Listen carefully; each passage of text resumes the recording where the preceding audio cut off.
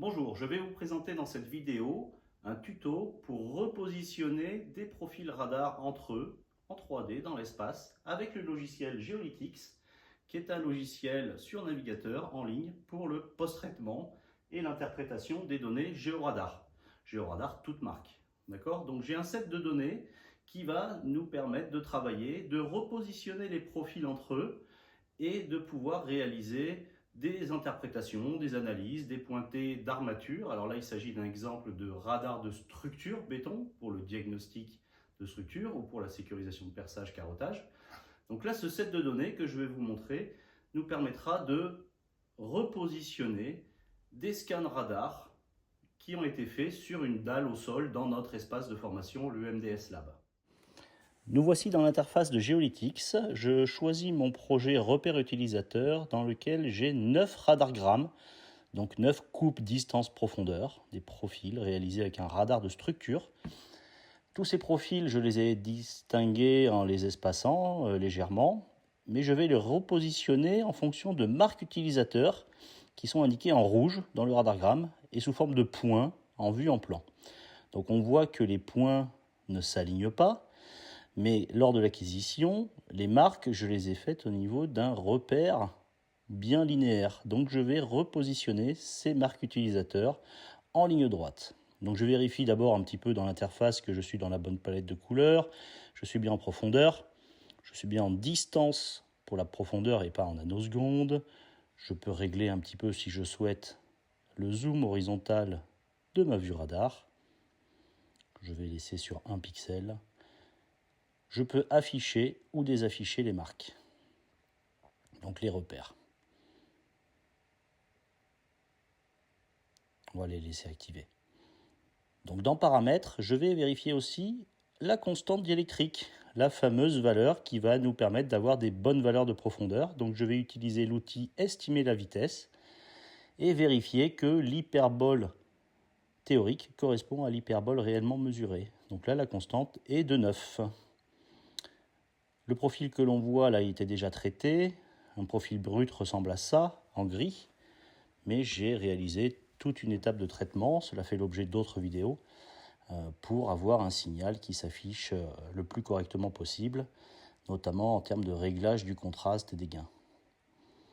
Donc là, on revient un peu sur notre vue en plan, et là, je vais aligner ces points, ces marques utilisateurs, pour faire en sorte que mes profils soient bien positionnés les uns par rapport aux autres. Donc je vais aller dans l'onglet Position, dans Position des marques, et je vais rajouter, alors là il était déjà mis, je vais l'enlever, je le remets, je mets une marque à 0 cm. Ça sera mon point 0.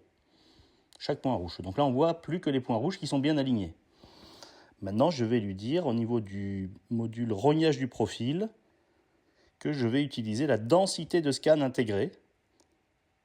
Donc c'est 4 scans par centimètre. Et là on voit que les points sont toujours alignés et que les profils du coup ne démarrent jamais au même endroit et ne finissent donc jamais non plus au même endroit. Donc là, ça correspond à la réalité du positionnement des mesures que j'ai réalisées sur la dalle béton.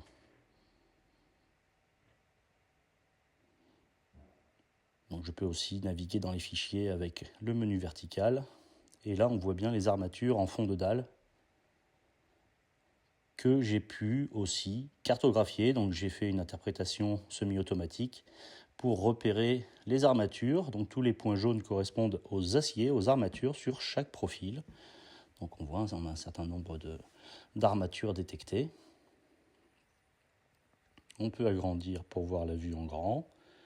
Et si je veux modifier un point, je l'efface et je le repositionne correctement. On valide.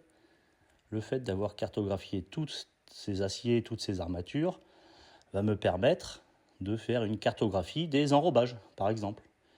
Donc là, on va fermer ça et on va aller afficher le calque cartographie des enrobages, activer la visibilité, enlever le partage d'écran et on va donc pouvoir traiter. Mais avant de traiter, on va voir qu'on va spécifier qu'on veut utiliser le calque interprétation, suggérer des paramètres, recadrer les bordures et je vais juste mettre une taille de pixels un petit peu plus faible, donc 2 cm et demi, traiter, et là il va me réaliser la cartographie des valeurs d'enrobage.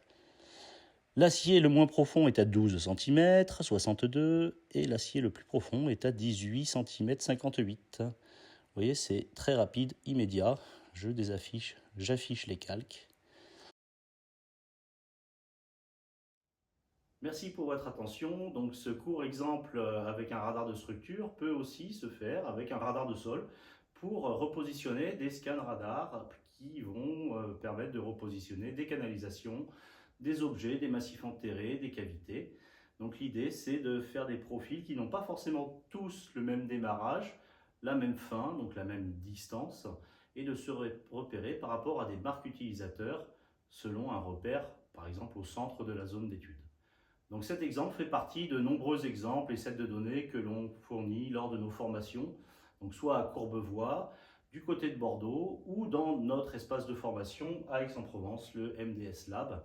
Donc je vous invite à aller nous contacter sur le site internet mds-paris.com pour toute question. Je peux aussi vous montrer ce set de données en visio à tout moment. Donc merci. Moi, je m'appelle Jérôme Xavier. Mon adresse mail jérôme@mds-paris.com. N'hésitez pas à m'envoyer un message pour toute question. Merci.